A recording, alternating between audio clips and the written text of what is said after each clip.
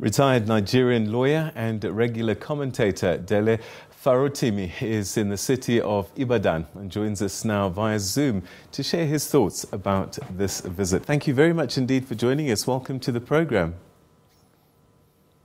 Thank you very much for having me. It's a pleasure to be with you. The United States and Nigeria, much like the US and Kenya in East Africa, have enjoyed a long relationship over the years.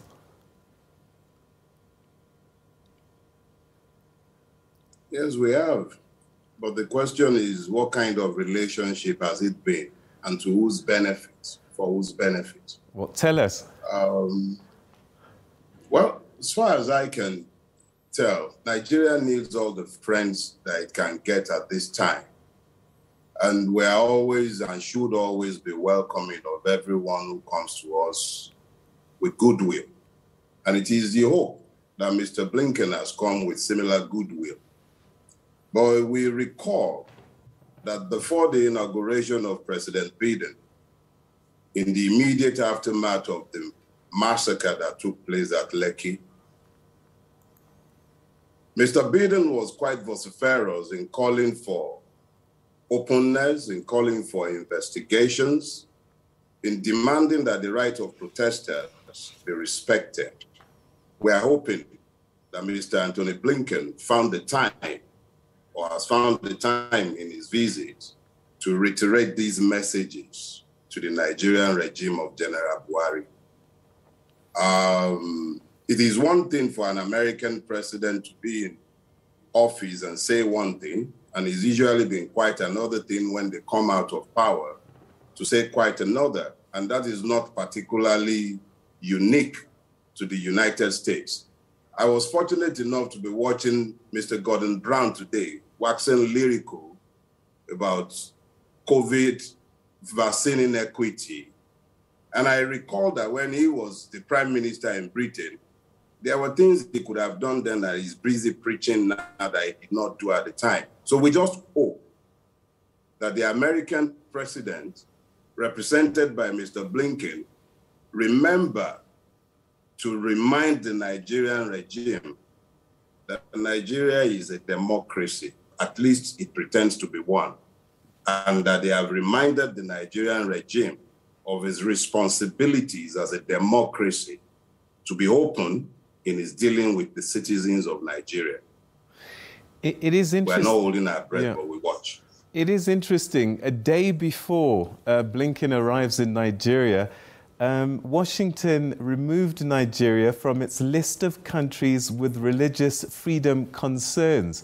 It sounds as if they're bending over backwards to try and create a space for something. Well, it is actually quite naive for Africans to imagine that our interest is ever paramount when the West or any other part of the world is taking decisions relating to our affairs. It has always been about the enlightened and sometimes quite unenlightened selfish interest of the rest of the world in relation to the African. We're in a race, but we rarely ever seem to remember. So let me deal with the question. Mr. Trump, for reasons best known to him, perhaps to play to his own evangelical base, placed Nigeria in 2020 on the list of those countries where religious freedom is repressed. Is a function of fact that in Nigeria, everybody's rights are generally repressed. But it has been particularly harrowing for religious minorities in the northern part of Nigeria, where their repression is not a matter of argument, is a subject of facts. What the Biden regime, the democratic regime, has seen that has changed in the last 1 year is known only to them. And the criteria used by the Trump regime is also only known to them. So I would prefer to say that it is up to we, Nigerians, to actually set the parameters of our engagement with the rest of the world, not only America, but with the rest of the world. We need to identify what our interests are. America has identified what its interests are. Today, the same America stayed 20 years in Afghanistan and left. Nigeria is heading towards Afghanistan, and I'm not too sure they're too bothered by our journey, as long as they can keep the implosion within the Nigerian space and we don't create any refugee problem. I'm not too sure America or the rest of the world cares too much about what we do with ourselves, provided we don't create a mess. Because I really don't know what has changed in the last 1 year to justify the removal. And I really didn't know, even at the time of the inclusion, precisely what the parameters were. So it's always about Americans' selfish interest, not about the African, Nigerian interest. All right. So on the one hand, the United States is Nigeria's biggest trading partner. So there's obvious business interest for Nigeria. But when we look at the reverse, what possibly could be in it for the United States? Look, Nigeria is the largest market in Africa. However much the rulers of Nigeria, as it is with practically every other African country, might care to seek to impoverish the people, we're still a rather large economic destination. Taking that aside, you also have to weigh the impact a crumbled Nigeria would have on the West African sub-region and the African continent as a whole, the immense refugee problems that might arise from any implosion in Nigeria. So what I have seen is that as long as the West can find justification for its trade with us, they don't really care too much about what we do with ourselves. The Americans have demonstrated, not just the Americans, practically every part of the West have demonstrated immense capacity at telling exactly what we are doing in our country.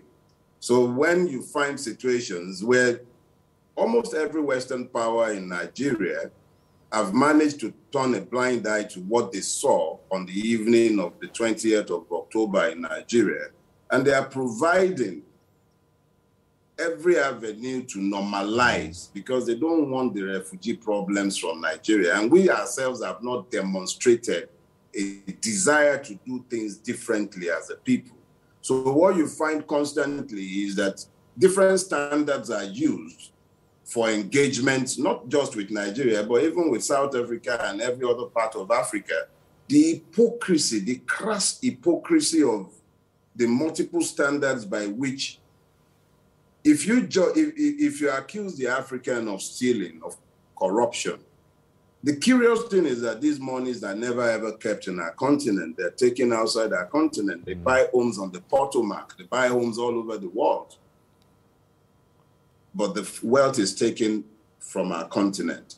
So it might not be the proper venue to have this discussion, but let's be clear about something. There are no altruistic interests here. It's about the purity of the selfish interest of the West, not just America.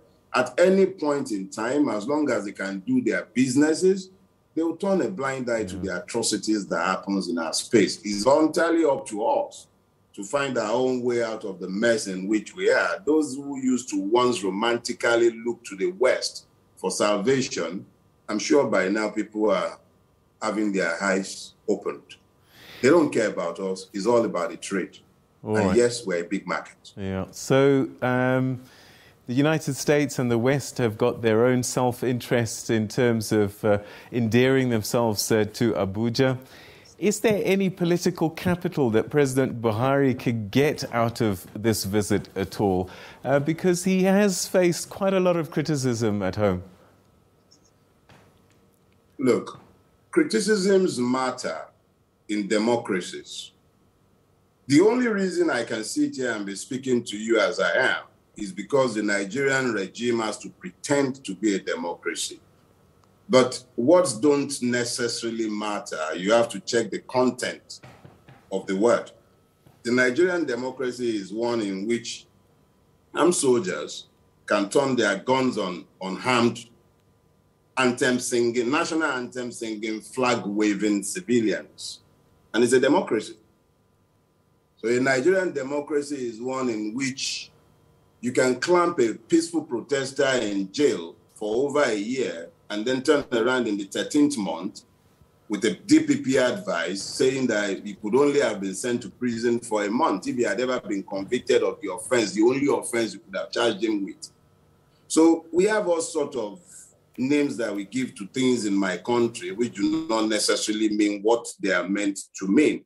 So essentially, in Nigeria, the way we have, the president has for him, it's a PR coup.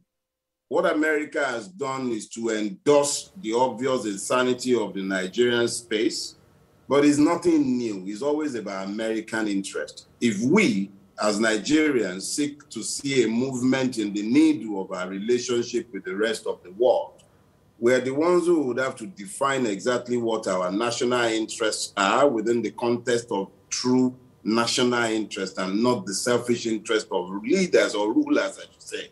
So basically, all they've done is to hand a PR coup to a most fascist regime. That's what it is. Mm. And perhaps finally, when he was in Kenya, security in the region became one of the subject issues. I wonder if security will come up in their conversations. Nigeria going through challenges with insurgents and the northern part of the continent going towards more to the west. Generally, there's been insurgents across the region. And I just wonder, is this something that the United States will bring up for fear that it might spread to areas of interest for them?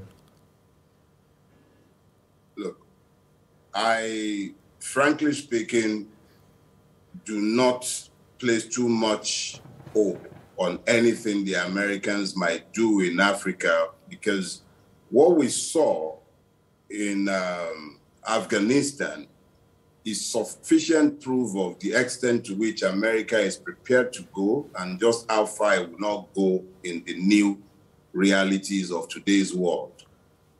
The Horn of Africa is breaking apart, and it's obvious that there is a need for world attention. But more importantly, I think Africans ourselves, we need to pay more attention to finding peace, consciously finding peace within our continent, because as you rightly pointed out, the only thing that might interest the rest of the world when it comes to Africa is to ensure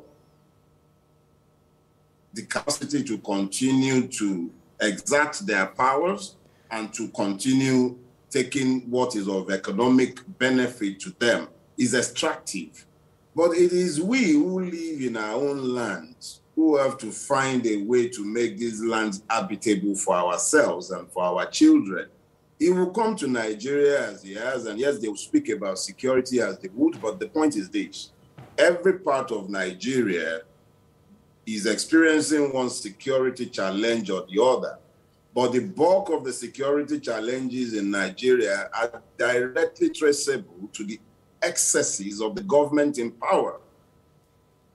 If you look to the northwest of Nigeria, where the Boko Haram insurgent is running riot, what you'll find very quickly is that where you used to have ragtag armies of Boko Haram fighters who pillage the countryside, cover it up with religiosity, now you have hardcore ISWAP fighters coming to the northwest.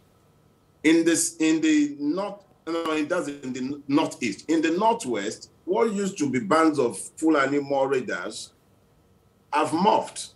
So you now have situations where what the state had mollycoddled for some time, pretended not to see, refused to designate properly as terrorism, has morphed, and today is become full-scale insurgency in the northeast, in the northwest, in the north central. They would like to characterize it as some issue of climate change. But the fact remains that you're not talking about pastoralist farmers clash. No, this is systemic. In a state, Benue, for instance, we have over 2 million internally displaced persons. So yes, America will come and he will talk about making peace, security, and all of that. But at the end of the day, Nigeria just is in the process of purchasing, I believe, 12 Cobra attack helicopters from America. Question is this: would those attack helicopters be deployed in the northeast, the northwest, where banditry, or shall I say terrorism, is raging, or would they be deployed in the southeast, where there is a legitimate demand for national equity by the Igbo peoples? Would we continue to find situations where a refusal to give justice to people who are demanding equity in the country are disguised as an attempt to bring peace to a place, and then you brand self-determination activists, you brand them as terrorists, and then you look at the terrorists and you call them businessmen, you call them vandals, you call them everything but what they are.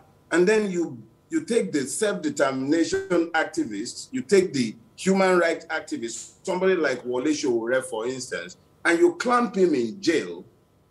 And then after months of keeping him in jail, he's out on a bail that has restricted him to a city. He's a family man, and we're still in a democracy. So when Mr. Blinken comes around and is busy preaching the mantra of security and all of that, he would do well to remember to tell Mr. Buhari, or shall I say General Buhari, that justice is actually the first condition for peace. And when you refuse to give justice, there is likely to be a multiplicity of strife, because the bulk of the strife in Nigeria arises directly from a failure to give justice. Mr. Farotimi, we're going to have to leave it there, but thank you so much indeed for joining us, and your insights greatly appreciated. Thanks for your time. Thank you very much for having me. Thank you.